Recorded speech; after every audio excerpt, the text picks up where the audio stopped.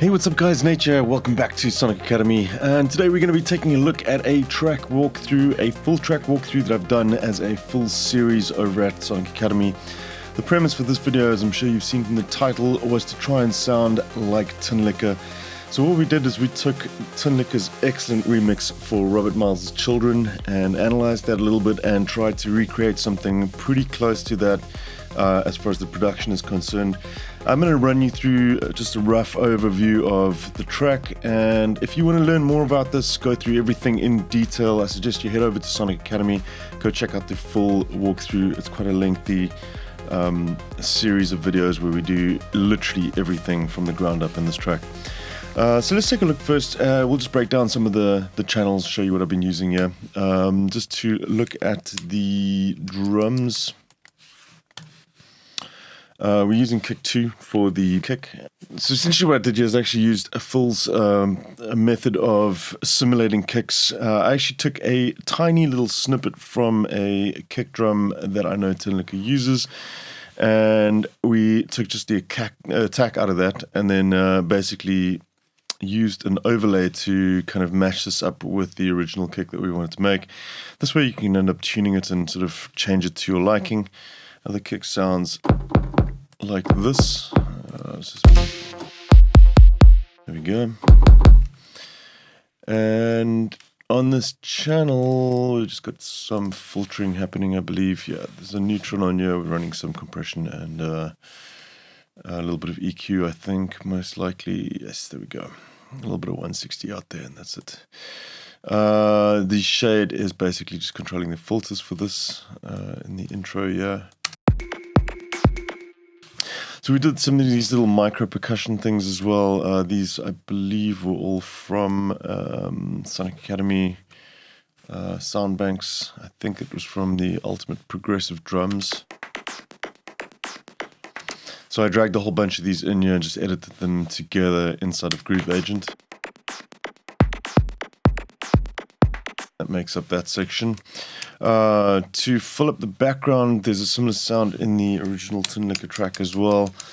We just used some bells. Yeah, I've got this in the percussion section. It is tonal, and it's just coming from a Hallian patch. But I wanted to keep it there because it's really kind of part of the drum groove, and it plays consistently with that loop the whole time. So that pretty much covers the drums in the intro.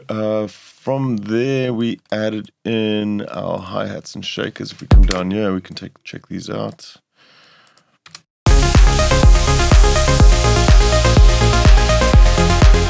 These are just samples as well from Sonic Academy libraries. They are just running inside of Battery, I think. Oh no, actually, this is not a Sonic Academy. This is the Neon Drive snares, hats, and I think that's it. Yeah, snares and shakers. So this is part of the Native Instruments Complete Ultimate. I'm not sure if it's the Ultimate one, whether it comes with the base version of Complete.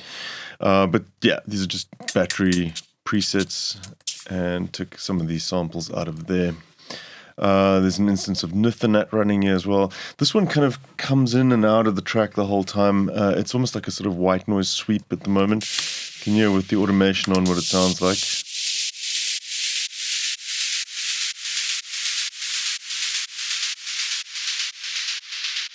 It's got some reverb, automation, Shaperbox doing the side chaining there. And Pan Man as well, just kind of giving a bit of movement from left to right.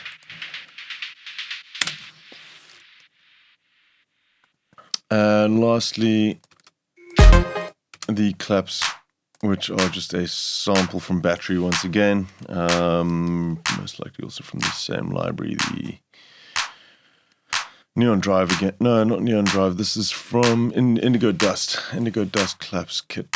So there we go. That's all the drums.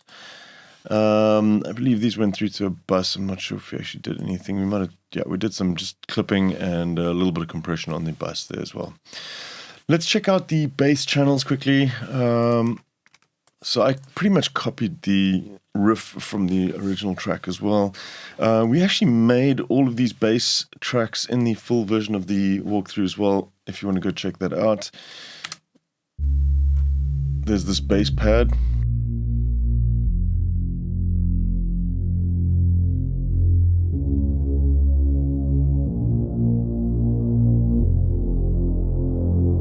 So this bass pad is actually just a preset from Silent. I believe these other ones we made inside of Anna 2. Yes, that would be the sub bass. So we've got a 16th note running bass line, quite simple, just saw wave. And then on top of that we had the mid bass, which is a much brighter saw bass line, playing these sort of more sparse notes. If we put that in, you'll hear. So I made this one in Anna 2 as well. There's a little bit of noise in there as well, and then obviously quite a bit of automation going on there, as well as some reverb, delay, and compression and EQ as well. And you can hear some of the automation kicking in places like this.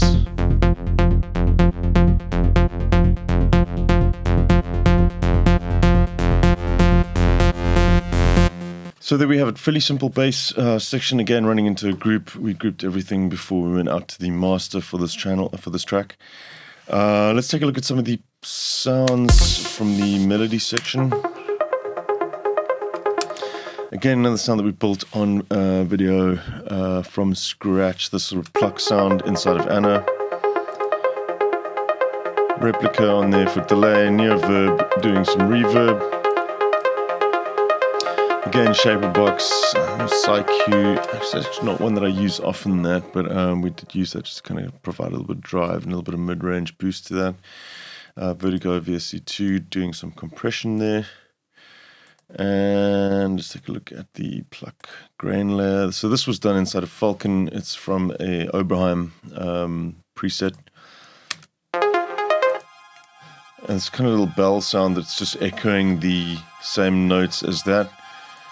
And when they play together, it just adds in a little sheen to it.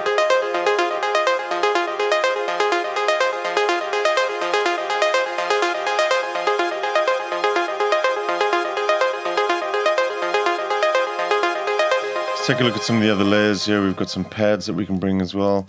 There's this drone pad, which is more just kind of an effect kind of thing.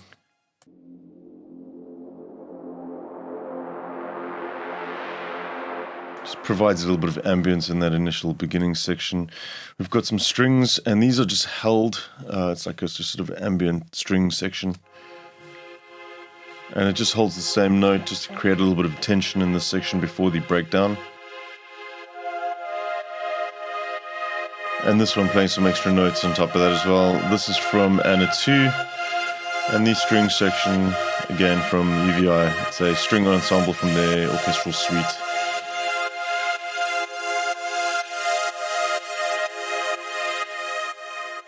Then lastly, there was a few extra little bits, this piano sound.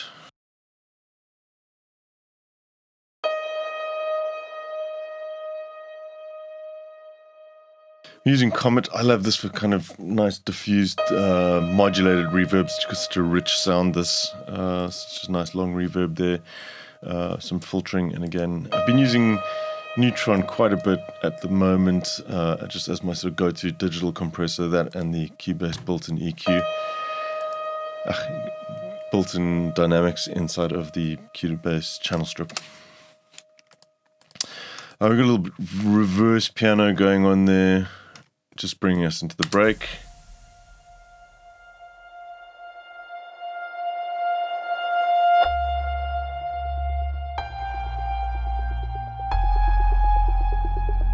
So we didn't want to do an exact copy of the remix, so I didn't do the children melody playing in here. And we just opted for something a little bit more simple. It's this little melody line that we have here, which is from Anna once again. Another sound which we actually used a preset from Anna for this one.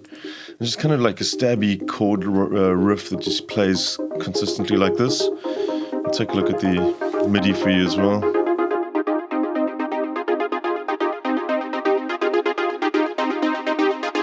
And again, it's kind of repeating the same riff over and over. It kind of just builds a little bit of tension. We change the chords as it goes along, and that's it. There's a bunch of automation going on that one as well.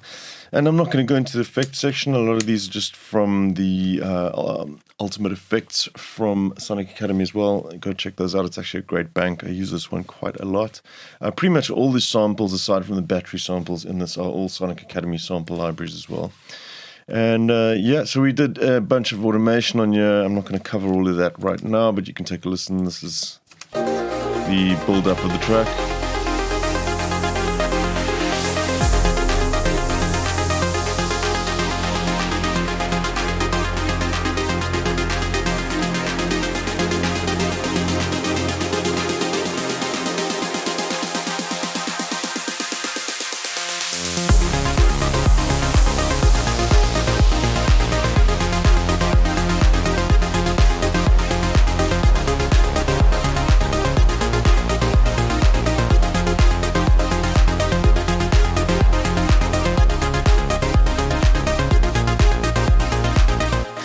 So not quite as epic as Robert Miles' Children, but it will be a hard one to beat that in any case.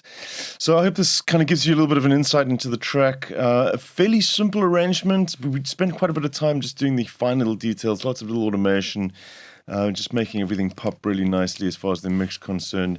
When it came down to the mastering stage, what we've done as well is bust these all up together and done a stem mix and master in a separate project.